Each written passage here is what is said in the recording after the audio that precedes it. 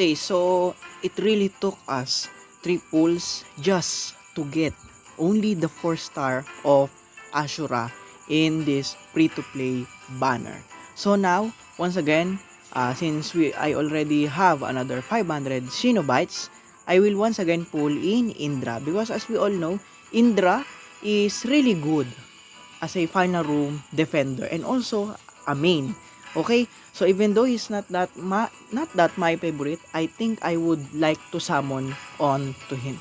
Even though I don't feel anything that I will be either shafted or will be lucky in his banner. So let's try. Maybe we'll get at least his LB. Okay, so let's start it. As usual, no more anything rituals. Just a normal pull.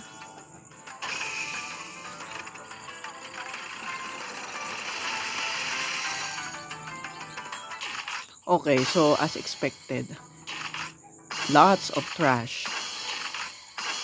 Oh my. I really think we really wasted once again. 500 SB. Very tragic. Oh, at least we can make the 4-star level 4. Saving some froggies using that. It's still something to thank for. Okay, so it's max. It's good, it's good. So I don't need to do anymore use froggies just to up his 4-star, which is actually, as I have mentioned last time, is the most important one because it also has the restrictive effect just like the LB. Okay, so that's all. My god. Actually, I'm planning to summon some more last pull to complete at least a full step on Indra, just like what I did in Ashura. Or at least, or should I say 3 pulls. Eventually. Okay, so as you can see on the screen, buddies, I have a 500 Shinobite once again. And we are now in the last pull with Indra for me. So after this, I will not pull anymore. And I think this is the last pieces of my Shinobite also. So if ever there will be some excess, I think I will just allot it here in the favorite ninja summon.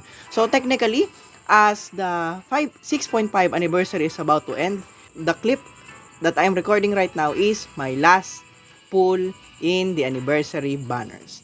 And I hope at least I may get the LB of Indra in this last summon. Because, well, even though the drop rate is really bad, I think it's 1%. Yeah, the drop rate of the LB is 1%. I do hope I get it.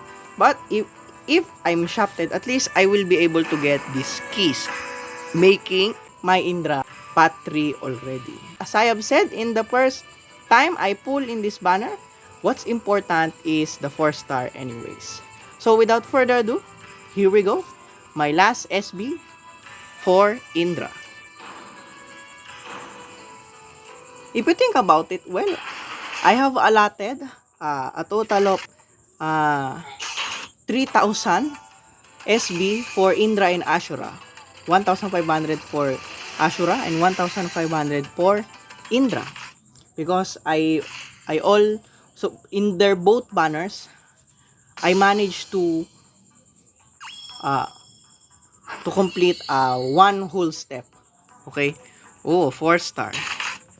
Oh, so this is ito nga pala ay yung step 3 ano. So guaranteed 4-star lahat na lalabas at least.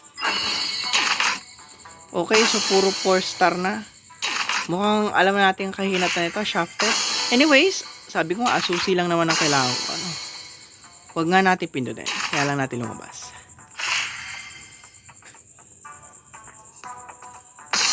Ay. Huy! Okay!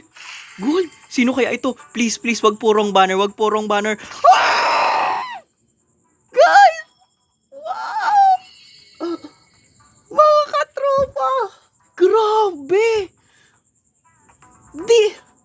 I can't mga katropa, alam nyo yung thumbnail ng banner ng pagsasamo kong ito nung una ay only drops trash card. But this last pull, hindi siya trash. We just got Indra's EX Ultimate, the new one. Sana yung LB, kasi yung LB din yung isa sa mahalaga para double jutsu ang meron ako na nakakapag-restrict ng movement. But anyways, at least may bago na akong EX Ultimate kay Indra. Wow! So, let's move on. I hope gold, please be a gold, please be a gold. Maglabas ka naman ng gold.